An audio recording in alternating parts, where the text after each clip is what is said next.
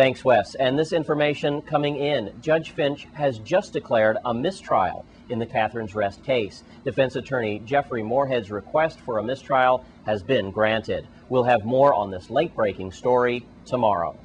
And in other news, we have two stories of interest in the crime blotter tonight. News Channel 8's Wes Small has more. Well, according to Deputy Police Chief Chris Howell, this operation was like burglary incorporated.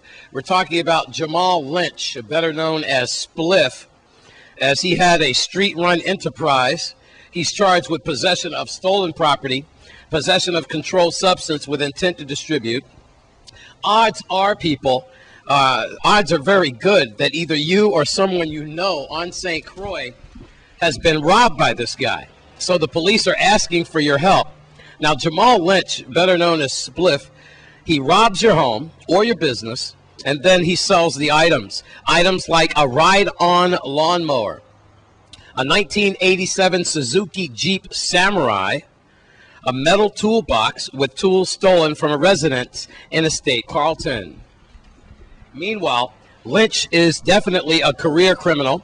He was arrested in April of 2008 and charged with obtaining money under false pretenses, grand larceny, fraudulent credit card use, and he forged police reports. If you have any information on Jamal Lynch or the items that he's been burglarizing or alleged to have burglarized or sold to you or someone that you know of, then you need to call the police at 712-6077. 712-6037, or you can always call Crime Stoppers at 1-800-222-TIPS or 911. Before we leave the crime blotter for today, this guy just does not get it. Remember him? He's Patrick Quinn, 32 years old. This is the second time he's in trouble.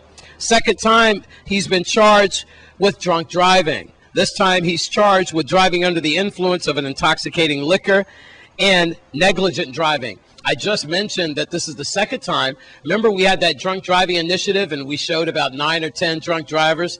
Yep, there was Patrick there, and there he is again tonight. Well, this time his license was confiscated in lieu of $1,000 bail. And Patrick, if you're watching tonight, remember, partner, it's $2.50 before 6 o'clock, and after 6, the taxi bus is $3.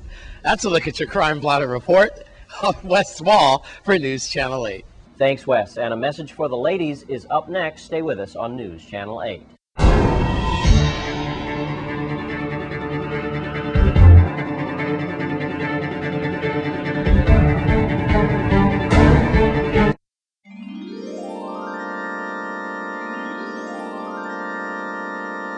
A former business manager at the St. C condos on St. Croix has been arrested on several counts of fraud.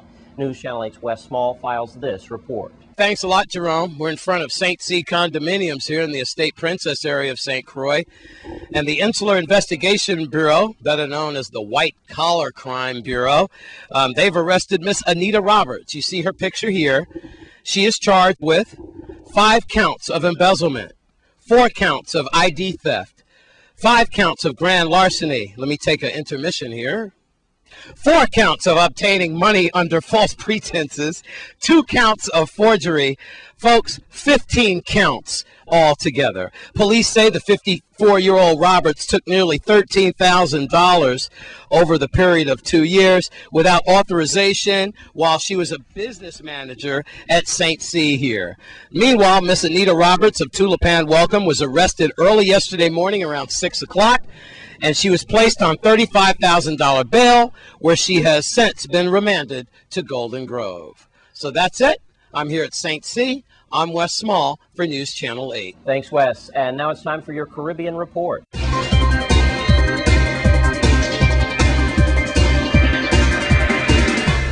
In Havana, Cuba, cash-short Cuba is slashing the amount of land devoted to the growing of its famous tobacco by more than 30%, as the global recession and worldwide spread of smoking bans bites into the sales of the country's prized cigars.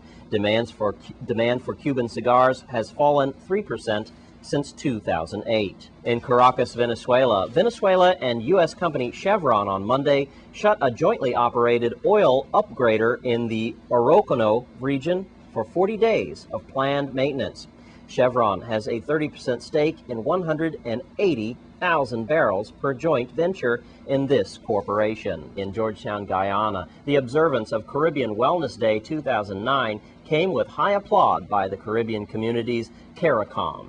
The meeting of the 18th Caucus of the Minister of Health said they were thrilled by the positive turnout at the event.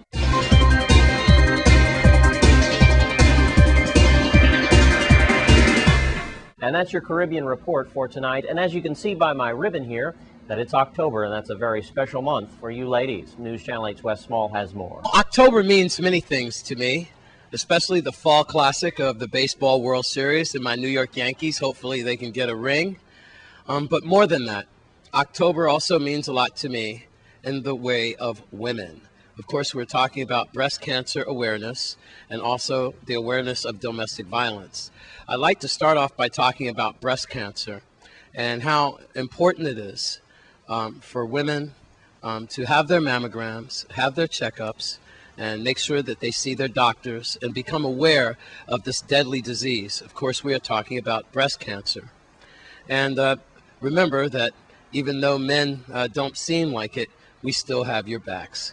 So please remember that October is Breast Cancer Awareness Month, and that I still believe that we live in a matriarchal society and that women are the backbone of our very existence. So please, let's give them all the support that they so duly deserve.